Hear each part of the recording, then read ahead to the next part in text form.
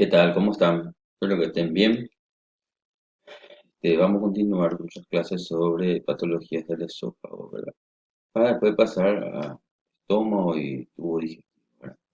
El cáncer de esófago, una patología poco frecuente, pero bastante importante en la hora del diagnóstico, ¿verdad? Cuando hablamos de cáncer de esófago, indistintamente podemos hablar de tanto del carcinoma epidерmoide como el adenocarcinoma. ¿Verdad? Importante un poco la descripción importante cuando hablamos de disfagia, que pueden ser disfagia a consecuencia de obstrucción o puede ser disfagia a consecuencia de trastornos motores. ¿Verdad? Entonces, entender un poco lo que leen para evitar confusiones. ¿Tá? El cáncer de esófago en sí es un trastorno obstructivo, no es un trastorno motor como ocurre en otras patologías, ¿verdad? En este caso sí, cuando ya tenemos el diagnóstico de la consecuencia de qué es la disfagia, ya se puede pasar a la endoscopia digestiva alta, pero antes de saber si eso es un trastorno obstructivo o es un trastorno motor, siempre es importante hacer el esofagograma. ¿Tá? Entonces, entender lo que se lee, ¿verdad? Es muy importante. No es lo mismo leer que entender. Eso siempre decía un maestro. Y podemos ver la forma vegetante de estos tipos de tumores, como obstruyen y disminuyen el calibre de la luz. Esto nosotros vemos en la parte semiológica, de semiología quirúrgica y de semiología médica. Estos tipos de disfagias son de larga data, que van con el tiempo obstruyendo, ¿verdad?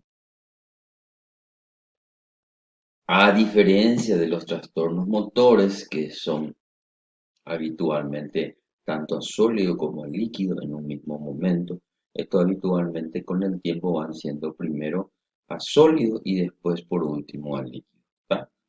El carcinoma epidermoide, 75-85% es el tumor más frecuente a nivel mundial, ¿verdad? Macroscópicamente puede ser vegetante, estenosante, ulcerado, y esta última es la variedad más común.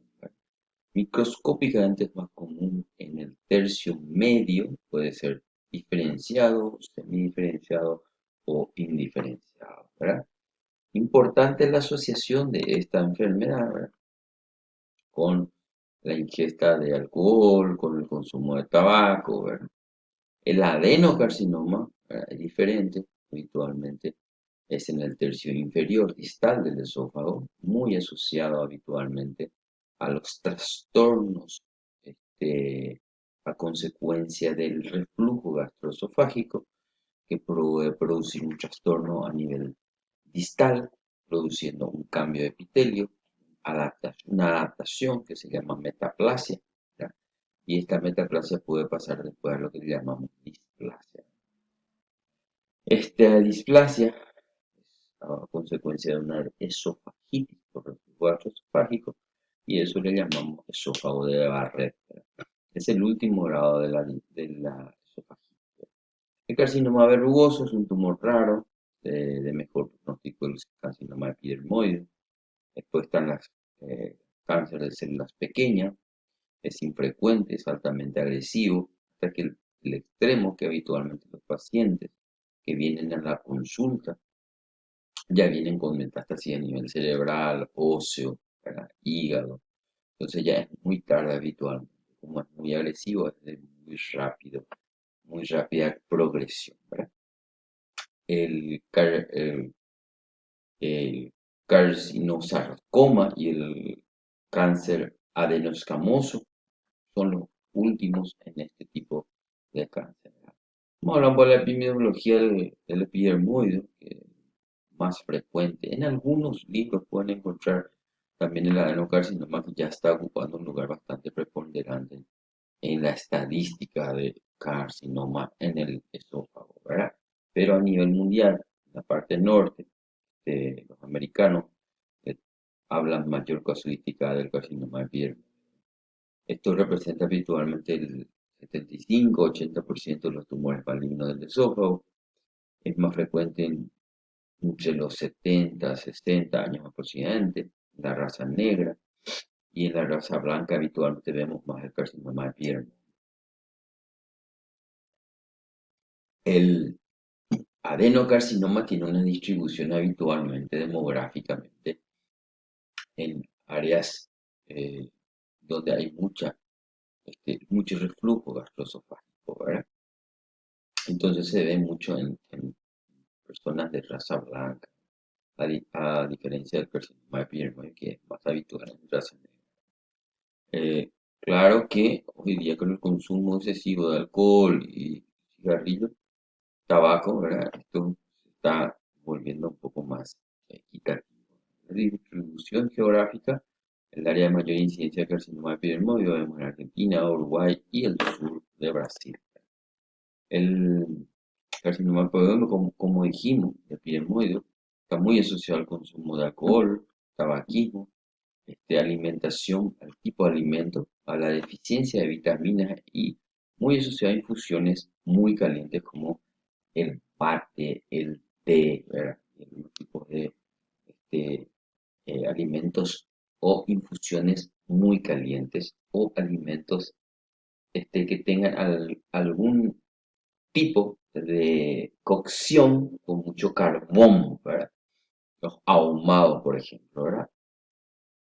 El ambiente, algunos suelos desérticos, salinos, el déficit de zinc, de hierro, de magnesio, está asociado también a este tipo de neoplasia, o enfermedades como lesiones cáusticas, calasia, síndrome Plumber-Pinson. Eh, los factores de riesgo muy asociados a esta patología, el adenocarcinoma, muy asociado a la esofagitis grado 4 o 5, ¿verdad? A la enfermedad de reflujo gastroesofágico o al síndrome de Pylori-Weiss, ¿verdad? El cuadro clínico habitual son trastornos en la deglución, disfagia, ¿verdad? Corresponde a los primeros síntomas que indican ya infiltración de la pared profunda, ¿verdad?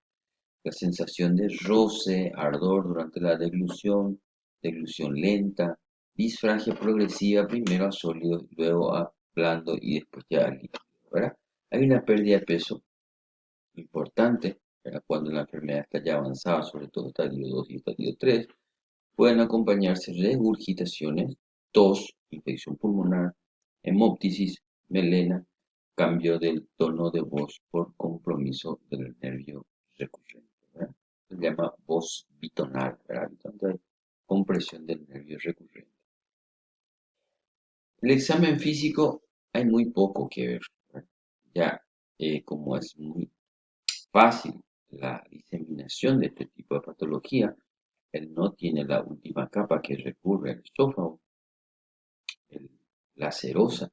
Muy fácil que él va al mediastino y sus ganglios que están en esa zona y de ahí directamente al pulmón y a las vértebras y incluso al cerebro y ahora no es relevante, ¿verdad?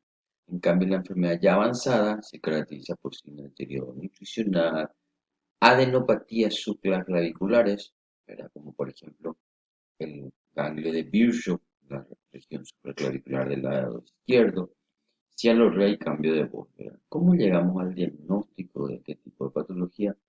Siempre iniciamos una radiografía simple de tórax, previa buena historia clínica, buen examen físico, es muy importante, ¿verdad?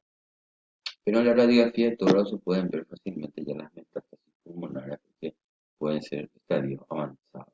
En este caso, el esofagograma no detecta lesiones muy tempranas, ¿verdad? Como no es así en el caso de las patologías donde hay trastornos motores, por favor, no confundirse, ¿verdad? Muchos me enviaron mensajes diciendo, doctor, en Acalasia lo primero que vimos es manometría. Una parte de ningún libro dice que la galaxia es lo primero que hay que hacer. Cuando uno tiene disfagia, lo primero que hay que hacer es un esofagograma, ¿verdad?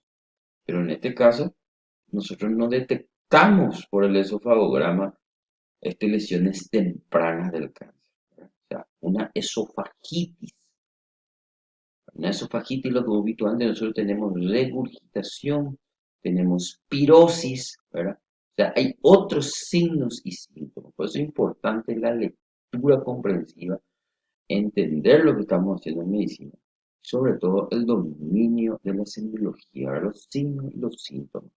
El esofagograma no detecta lesiones tempranas, pero en las avanzadas la mucosa está irregular, hay estrechamientos y abrupto disminución de la luz, ¿verdad? Eso se llama imagen en desfiladero o en cola de ratón. Favor, repito, leer y entender lo que estamos hablando, ¿verdad? Endoscopía permite ya directamente ver los tumores para la zona de biopsias múltiples, tiene eficacia en el 90-100%. Es habitual clasificar endoscópicamente a los carcinomas superficiales, en los protruyentes, en los que son planos y en los que son deprimidos, ¿verdad? Y en una radiografía, por ejemplo, iniciamos nosotros nuestra semiología del paciente, habitualmente el paciente ya viene con dificultad respiratoria, puede venir con hemoptisis, ¿verdad? Con disnea.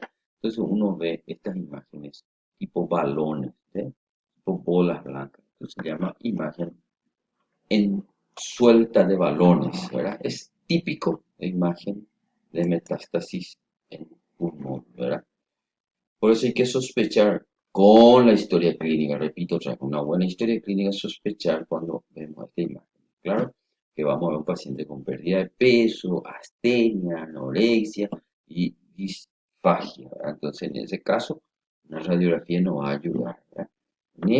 Ahí hacemos el esofagograma y vemos cómo la imagen en desfiladero, ¿verdad? También se puede ver estas imágenes como penetrando en la luz. Estas son como cuando se come una manzana, ¿verdad? Unos mordiscos. Entonces se llama imagen en sacabocado, ¿verdad? En radiología ustedes seguramente ya habrán visto habitualmente, nuestro profesor de radiología ya nos mostraba estas imágenes típicas de la protrusión del cáncer vegetante hacia la luz, ¿verdad? Que nos ayuda bastante la tomografía axial computada de tórax, por ejemplo, la resonancia magnética, para evaluar la presencia de metástasis. La metástasis, o sea, dónde se fue a parar ya nuestro cáncer, ¿verdad? Y la extensión del tumor hacia otros órganos. La tomografía axial computada investiga las metástasis hepáticas, adenopatía intraabdominales, ¿verdad? La ecografía convencional es de valor para identificar metástasis hepática y para precisar el diagnóstico y el diagnóstico de adenopatía subclavicular clavicular y cervical. Sobre todo, las imágenes ayudan un poco para tratar de hacer una especie de pronóstico de estadificación del cáncer, ¿verdad? Y por endoscopía se puede ver perfectamente como ya hay un tumor, ¿verdad? Entonces uno cuando decide el tratamiento de estos tumores ya tiene que ir a hacer un estudio más profundo para poder ir ver, ¿verdad? Justamente en estos días estamos hablando sobre eso con unos alumnos, sobre un paciente que se hizo tratamiento y ellos querían saber si es que eso recidivó después de nuevo. Entonces estuvimos hablando sobre la tomografía de emisión de positrones con desoxiglucosa, se llama, ¿verdad? Eso es una glucosa que se le inyecta al paciente, ¿verdad? El famoso PET scan, ¿verdad? Se hace en el Sirio Libanés, en el Albert Einstein, ¿verdad? Se hace mucho, ¿verdad? Esto para saber si es que después de un tratamiento de cáncer, vuelve a resurgir otra vez los tumores, ¿verdad? ¿Qué hacen las células tumorales habitualmente? Si están multiplicándose, ellos consumen glucosa. Entonces, cuando uno le hace endovenoso una especie de glucosa que tiene eh, radicales, eh, radicales libres, entonces es fácil identificarla con unos estudios tomográficos, ¿verdad? Estos son radiactivos, esa es la palabra, radiactivos. Entonces, es fácil detectar si en alguna zona del cuerpo esto está liberando esta radioactividad. Entonces, con el estudio de imagen se puede detectar en qué parte mismo hay de vuelta multiplicación del cáncer. La endoscopía digestiva alta, eso sí, es muy importante para el diagnóstico certero.